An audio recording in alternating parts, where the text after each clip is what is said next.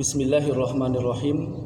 Assalamualaikum warahmatullahi wabarakatuh.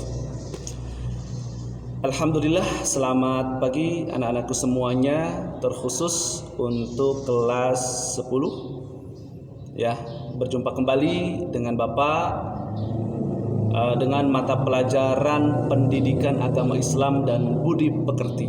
Semangat untuk hari ini, semangat insyaallah. Bismillah, innalhamdalillah, wassalatu wassalamu ala rasulillah wa ala alihi wa sahbihi wa mawalah. Asyhadu an la ilaha illallah wa asyhadu anna muhammad rasulullah. Allahumma salli ala sayyidina Muhammad wa ala ali sayyidina Muhammad la nabiyya ba'da. Puji syukur kita panjatkan kepada Allah Subhanahu wa taala yang telah melimpahkan segala kenikmatan kepada kita semua sehingga hari ini, ya, hari Senin tanggal 16 Agustus 2021 kita masih bisa belajar, kita masih bisa menimba ilmu, kita masih bisa bertatap muka meskipun dalam keadaan via online seperti ini. Mudah-mudahan Allah senantiasa merahmati kita semua, menjaga kita, ya, terutama kesehatan kita harus lebih baik daripada hari yang sebelumnya. Salawat dan salam tidak lupa kita limpah curahkan kepada junjungan kita semua, yakni Nabi besar Muhammad sallallahu alaihi wasallam, kepada keluarganya, sahabatnya, tabi'in-tabi'atnya, dan kita selaku sampai akhir zaman.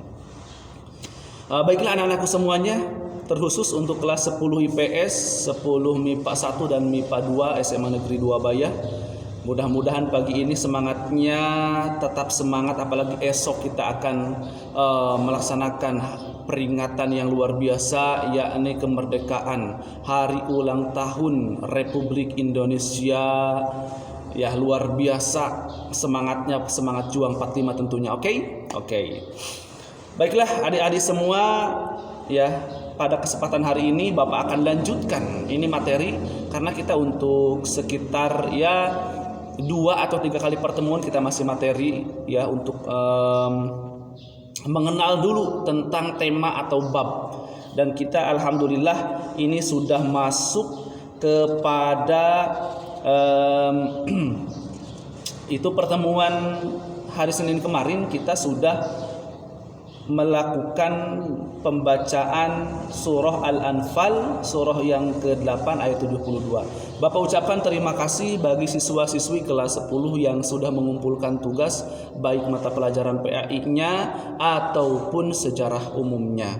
Dan terima kasih bagi yang sudah mengirimkan video hasil bacaannya, luar biasa sekali. Wah, Bapak sangat senang sekali karena kita, ya, minimal Bapak mampu mengoreksi sedikit demi sedikit bacaannya. Ya, tapi bagi yang belum mengirimkan, wah, ini tugas loh, ini amanah, jadi harus dikerjakan.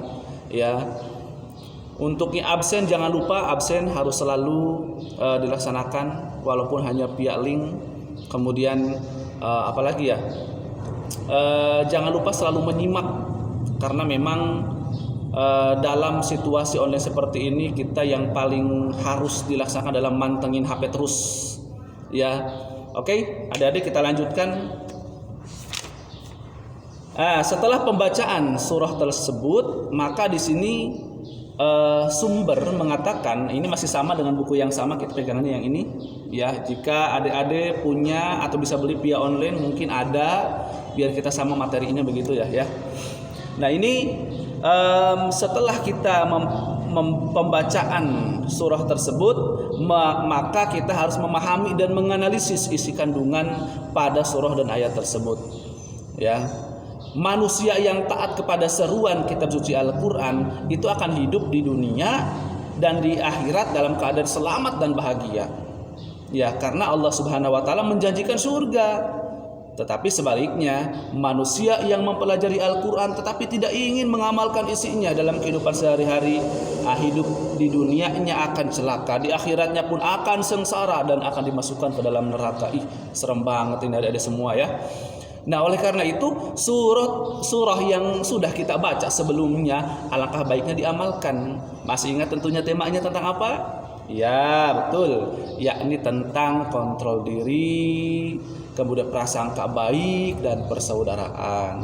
Ya, minimal 3 saja dilaksanakan dalam kehidupan kita. Insya Allah hidup kita akan lebih mulia karena akan memiliki akhlak yang terbaik, yang terpuji.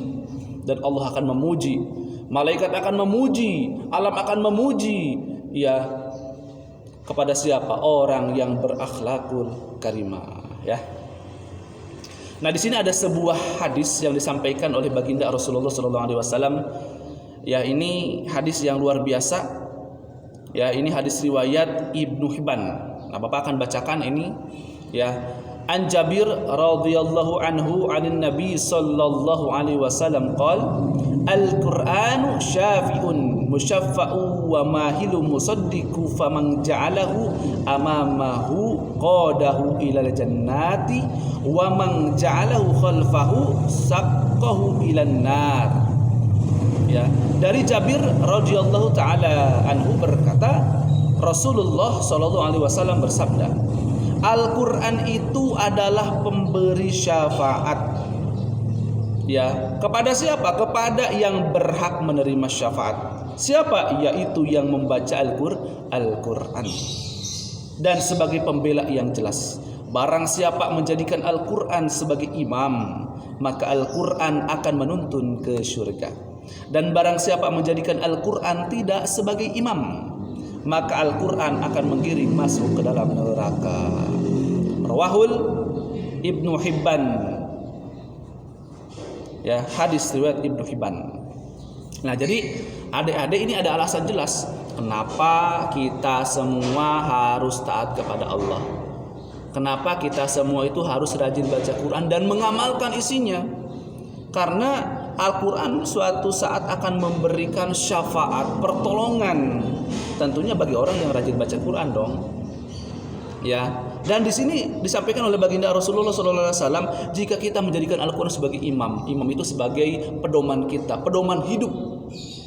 Ya, kalau mau makan ini boleh apa tidak nih? Dalam Al-Quran ini dihalalkan apa diharamkan seperti ini. Maka kalau kita menjadikan Al-Quran sebagai imam, sebagai pedoman hidup, ya, apa kata baginda Rasulullah SAW?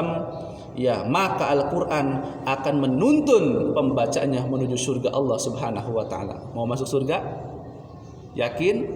Kalau ingin dan mau masuk surga, ikutilah apa? Al-Quran, taati, karena di dalamnya terdapat firman-firman Allah dan dijabarkan dalam hadis baginda Rasulullah SAW. Tapi ingat, jika ada perintah dalam Al-Quran kita tidak mau menjalankannya, ya, yang haram dihalalkan, yang halal diharamkan, perbuatan tercela dianggap baik, perbuatan terpuji ditinggalkan. Ya, apa kata baginda Rasulullah SAW? Maka Al-Quran akan menggiring pembacanya masuk ke dalam neraka Allah Subhanahu wa Ta'ala. Na'udzubillahi min dzalik. Kita berlindung kepada Allah, mudah-mudahan kita dijaga daripada panasnya api neraka. Amin ya rabbal alamin. Nah, pada bab yang pertama ini sesuai yang Bapak sampaikan, bahwa bab yang pertama itu tentang kontrol diri, prasangka baik dan persaudaraan. Dan surah di dalam Al-Quran yang berkaitan dengan bab tersebut, yakni Quran surah Al-Anfal dan Al-Hujurat. Nah, pertanyaan di sini sebetulnya apa sih asbabun nuzul, asal muasal, sebab musabab diturunkannya ayat tersebut, sehingga kita menjadikan itu sebagai tema di sini. Sumber, ya, pada bab yang pertama. Maka di sini ada sebuah riwayat, Ibnu Sa'ad meriwayatkan dari jalan Hisham bin Urwah dari ayahnya, dia berkata, Rasulullah SAW telah mempersaudarakan Zubair bin Awam dengan Ka'ab bin Malik. Zubair berkata, pada saat perang Uhud aku melihat Ka'ab terluka parah. Kemudian aku berkata, jika dia mati, dia terputus hubungannya dengan keluarga dan aku akan jadi pewarisnya. Kemudian ayat ini pun turun, dan jadilah warisan itu bagi orang yang mempunyai tali persaudaraan dan kerabat, bukan berdasarkan yang lainnya. Di dalam kitab Lubabun Nukul, ya.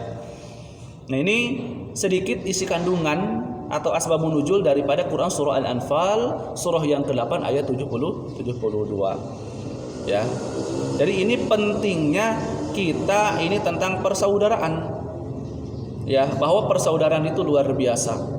Ya, nanti akan ngepek kepada warisan dan sebagainya. Dan di sini dalam Quran surah Al-Anfal ayat 72 tersebut berisi perintah Allah Subhanahu wa taala bagi orang-orang yang beriman. Apa saja perintah Allah yang dapat kita ambil hikmahnya dari Quran surah Al-Anfal ayat 72 ini. Yang pertama, orang-orang beriman yang sedang berjuang di jalan Allah Subhanahu wa taala, seperti sedang hijrah dan berjihad dengan jiwa dan raga di jalan Allah Subhanahu wa taala, dan mengalami kesulitan dalam urusan makan, minum dan tempat tinggal, maka orang-orang beriman lain yang memiliki kemampuan wajib memberikan pertolongan, saling membantu. Jadi pesan yang indah dari surah dan ayat ini kita simpulkan bahwa ya, kita harus membantu sesama muslim. Al-muslimu akhul muslim, sesama muslim itu bersaudara. Kekurangan makan tetangga kita, saudara kita, kita bantu. Ya kan, ini perintah Allah Subhanahu wa taala, ya. Jadi orang yang kekurangan makan, kurang kesulitan, nggak ada tempat tinggal, ya, maka jika kita beriman, bantulah saudara-saudari kita, ya. Apalagi di masa pandemi seperti ini. Mudah-mudahan Allah segera mengangkat wabah tahun ini dari muka bumi ini, ya Allah, karena memang luar biasa ujian dari Allah ini. Ya, kita beruntung nih yang di daerah perkampungan, mungkin jika tidak ada makanan atau bagaimana kita bisa ke tetangga, bisa ke kebun yang punya kebun. Tapi daerah perkotaan, masya Allah, sepertinya sulit. Ya, makanya kita mendoakan saudara kita baik dalam Islam ataupun di luar Islam sebagai bentuk toleransi dan sebagai bentuk kemanusiaan. Kita doakan mudah-mudahan kita kuat, diberikan kesabaran dalam menerima ujian seperti ini. Amin ya rabbal alamin. Kemudian perintah Allah Subhanahu wa taala, ya, ini sebetulnya luar biasa. Ya, ini kalau Bapak terangkas satu persatu, masya Allah, ya. Terhadap orang-orang beriman di Mekah yang belum melakukan hijrah, orang-orang beriman di Madinah tidak berkewajiban memberikan pertolongan. Ini memang masih masuk pada asbabun nuzul, ya. Sehingga yang paling utama adalah intinya kita harus membantu sama muslim. Jangan sampai cuek, jangan sampai kita ibaratnya membiarkan saudara kita dalam kelaparan, kekurangan, ya. Semoga Allah senantiasa memberikan rezeki kepada kita semua. Amin ya rabbal alamin. Di dalam urusan agama, ya, misalnya untuk dakwah Islam, apabila orang-orang mukmin Mekah yang belum berhijrah meminta pertolongan kepada orang-orang mukmin Madinah, maka orang-orang mukmin Madinah wajib memberikan pertolongan karena antara sesama orang beriman adalah bersaudara. Jadi itu makanya kenapa dalam bab pertama itu kita ambil, ya, di sini Quran surah Al-Anfal surah yang ke-8 ayat 72 ini tentang persaudaraan juga, ya. Jadi di sini disampaikan pula ya oleh baginda Rasulullah SAW dalam sebuah riwayat, an Abi Hurairah radhiyallahu anhu qala Rasulullah sallallahu alaihi wasallam, al mu'minul qawiyyu khairun wa ahabbu ila Allah minal mu'minin dha'if wa fi kulli khairun ihris ala ma yanfa'uka wasta'in billahi wa la ta'jaz. Mukmin yang kuat lebih baik dan lebih dicintai oleh Allah Subhanahu wa taala daripada mukmin yang lemah. Namun pada masing-masing ada kebaikannya. Bersemangatlah kamu mencapai sesuatu yang bermanfaat bagi kamu. Mohonlah pertolongan kepada Allah dan janganlah kamu menjadi orang yang lemah. Hadis riwayat Imam Muslim. Ya. Dan ada hadis yang berikutnya ini tentang model persaudaraan yang diharapkan oleh Nabi Muhammad SAW adalah persaudaraan yang sejati berdasarkan keimanan. Jadi siapapun yang beriman, ya, siapapun yang Islam terutama, itu adalah saudara yang sejati. Ya, baginda Rasulullah SAW menyampaikan, an Anas radhiyallahu anhu anin Nabi sallallahu alaihi wasallam qala la yu'minu ahadukum hatta yuhibbu li akhihi ma yuhibbu li nafsihi. Rawahul Bukhari. Dari Anas, Rasulullah SAW bersabda, seseorang belum dianggap sebagai orang yang beriman sempurna sebelum ia mencintai saudaranya sebagaimana ia mencintai dirinya sendiri. Dan saudara yang dimaksud adalah sesama orang beriman, sesama orang Islam, tidak hanya saudara-saudara, adik-adik semua. Ya, jadi dalam satu kelas pun harus saling mencintai, saling menyayangi satu sama lain, bukan mencintai buat pacaran, ya, bukan mencintai untuk berhubungan, ya, tapi mencintai atas dasar keimanan, mencintai atas dasar perintah baginda Rasulullah Shallallahu Alaihi Wasallam. Ya, oke, adik-adik semuanya, ini kalau kita bahas semua, masya Allah sangat banyak sekali ya pesan-pesan moral yang dapat diambil dari bab 1. Ya, apalagi ini judulnya saja sudah luar biasa tentang etika, tentang akhlakul karimah. Ya. Nah, ini kita persingkat saja barangkali.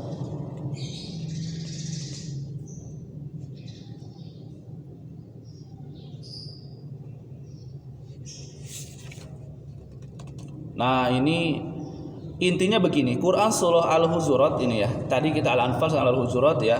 Itu berisi hal-hal yang sangat bermanfaat dalam kehidupan yang harus diterapkan oleh orang-orang yang beriman. Apa sebetulnya isi kandungannya? Oke, tadi Bapak sudah bahas yang Al-Anfal, sekarang Al-Hujuratnya. Pesan yang terbaik, mutiara hikmah yang disampaikan dalam kandungan Quran surah Al-Hujurat, surah yang ke-49 ayat yang ke-10. Pertama, sebagai makhluk sosial, umat Islam dalam kehidupan sehari-hari tidak dapat terlepas dalam berkomunikasi dengan manusia lain, baik yang beragama Islam ataupun non-Islam. Terhadap orang-orang yang non-Islam, umat Islam perlu senantiasa berbuat baik. Sedangkan terhadap sesama muslim yang diikat oleh tali keimanan yang sama, umat Islam harus bersaudara. Jadi intinya gini, mau dia Islam ataupun bukan, intinya kita harus berbuat baik. Ya, tetapi bagi yang sesama Islam, nah ini harus tidak hanya berbuat baik, tapi harus menjalin persaudaraan yang lebih kuat, lebih erat lagi. Begitulah ya. Kemudian yang kedua, cara bersaudara bagi orang-orang beriman sesuai dengan Quran surah Al-Hujurat, surah yang ke-49 ayat yang ke-10. Nah, ini caranya bagaimana? Ya, setiap orang yang beriman adalah saudara kita. Ingat, setiap orang yang beriman. Kita sholat, dia sholat. Kita ngaji, dia ngaji. Kita Islam, dia Islam. Setiap orang yang beriman adalah saudara. Ingat itu ya. Tak bolehlah kita pelintir-pelintir, kita menggibah, kita membicarakan, kita menggunjing, kita memfitnah, kita menuduh yang bukan-bukan. Ya, karena dia saudara kita. Ya, sehingga kita wajib menghapus batas-batas perbedaan. Mau itu warna kulit yang berbeda, ras yang berbeda, bahasa yang berbeda, budaya yang berbeda, bangsa yang berbeda, kemudian jabatan yang berbeda, selama dia Islam, selama satu akidah, satu agama, satu keimanan, maka dia adalah saudara kita. Oke, paham sampai sini? Apalagi nih yang di SMA Negeri 2 Bayah, padahal Allah kita rata-rata Islam semua, betul tidak? Ya, jadi tidak ada alasan untuk saling membenci, tidak ada alasan untuk saling memfitnah, tidak ada alasan untuk saling mencela. Ya, yang ada adalah saling menyayangi satu sama lain. Karena tadi itu ya pesan dari baginda Rasul, la yu'minu ahadukum hatta yuhibbu li akhihi ma yuhibbu li nafsi. Tidak sempurna iman kita ya kalau kita enggak sayang dengan saudara-saudara kita. Ingat, saudara dalam Islam itu bukan saudara sedarah maksudnya, tapi saudara dalam keimanan yang sama, begitu. Dan bahkan di sini baginda Rasulullah SAW menyampaikan, ini pun yang masih berkaitan dengan Quran surah Al-Hujurat ayat yang ke-10 ini, ya, terhadap saudara kita wajib menunaikan hak-haknya secara adil.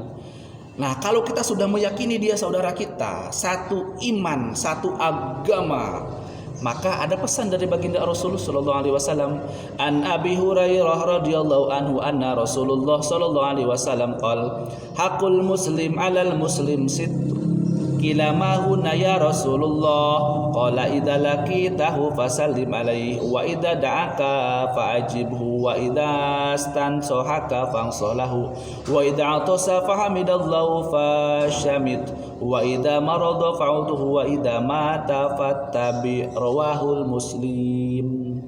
Dari Abu Hurairah radhiyallahu taala anhu, Rasulullah sallallahu alaihi wasallam bersabda, didengerin ya adik-adik ya. Hak orang muslim terhadap muslim lainnya itu ada 6.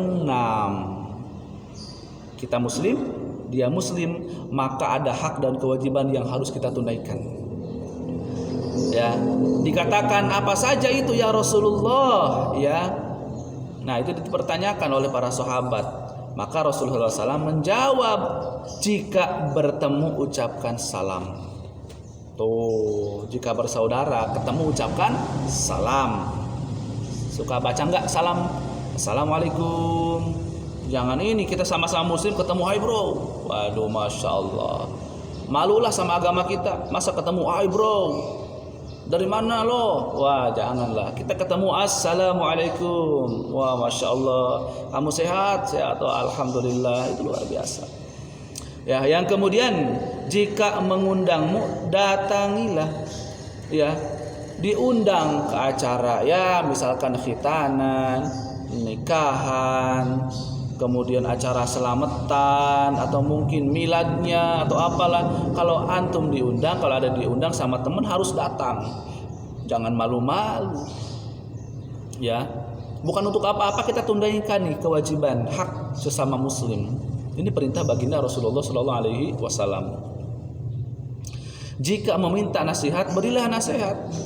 Jika ada teman kita nih, ya curhat, minta solusi, minta nasihat, kita harus memberikannya. Jangan diam aja.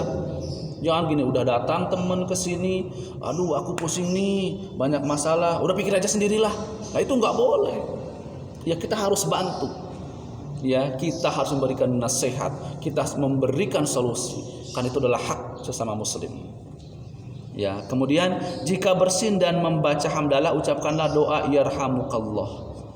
Ada teman kita nih, bersin seperti itu sampai muncrat kemana-mana begitu ya. Ini bukan masalah muncrat begitu ya. Masalahnya kalau ada yang bersin, kemudian teman kita membaca alhamdulillah, kita ucapkan yarhamukallah. Jika ada yang bersinnya laki-laki, jika yang bersinnya perempuan yarhamukillah. Bagi orang yang bersin mendengar teman kita membaca yarhamukallah ataupun yarhamukillah, maka yang bersin pun harus menjawab kembali yahdikumullah wa yuslih balakum. Begitulah adab dalam Islam, luar biasa. Ya, sangat beretika, sangat bermoral. Ya, ketika bersin saja saling mendoakan satu sama lain. Itulah al-muslimu akhul muslim. Ya. Nah, kemudian jika sakit jenguklah. Makanya ini yang paling utama nih. Kita pun dari sekolah udah diajarkan nih sama guru-guru kita. Ketika ada yang sakit sekian hari, misalkan baru tahu, oh ini sakit udah 3 hari nih, kita harus nengok, kita harus menjenguk. Itu memang perintah baginda Rasulullah Sallallahu Alaihi Wasallam. Jadi kita tidak hanya menunaikan kita, oh sama temen nih kasihan mau nengok. Tidak hanya itu, kita pun akan dapat pahala. Karena setiap perintah yang kita laksanakan, setiap anjuran yang kita kerjakan itu mendatangkan pahala dan kebaikan di sisi Allah Subhanahu wa taala. Nah, yang terakhir, jika meninggal antarkanlah jenazahnya ke kubur. Ada yang meninggal saudara kita, mau tetangga, dia satu keiman dengan kita. Ya, satu agama dengan kita. Dimanapun kita dengar, kalau mampu datang ke sana, itu hak sesama muslim. Ya, kita boleh menyolatkan, ikut ya, boleh ikut membawa kerandanya. Intinya antarkan, prosesnya ikuti. Ketika datang kita pas bagian menguburkan, kita datang. Iya, kalau sempatnya pas sedang sholat kita sholatkan. Ya, begitu. Jadi adanya orang meninggal itu adalah hak kita untuk ikut serta dalam proses pengurusan jenazah. Begitu ya, adik-adik semua.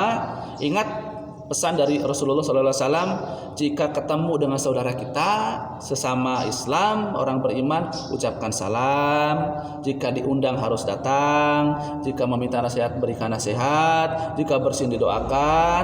Kemudian jika sakit dijenguk. Dan jika meninggal antarkan jenazahnya. 6 ini adik-adik semua siap nggak dilaksanakan? Harus siap dong. Ya, kita pun senang nanti. Ya, kita lagi sakit ditengok sama teman, seneng nggak? Seneng banget, daripada diabaikan, dicuekin.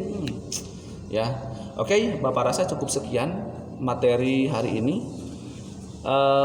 tugas untuk kelas 10 IPS ataupun 10 MIPA 1 dan MIPA 2 adalah merangkum lagi. Kita merangkum dulu, nanti kita ada post test. Ya kita karena baru 2 atau 3 kali pertemuan lah. Ini silahkan merangkum. Ya tidak usah banyak-banyak. Yang penting poin-poinnya ditulis lah. Minimal ketika ulangan mampu menjawabnya begitu. Ya, demikian yang dapat Bapak sampaikan. Sampai ketemu Senin depan bagi kelas 10 MIPA 1 dan MIPA 2, ketemu nanti hari Jumat kita.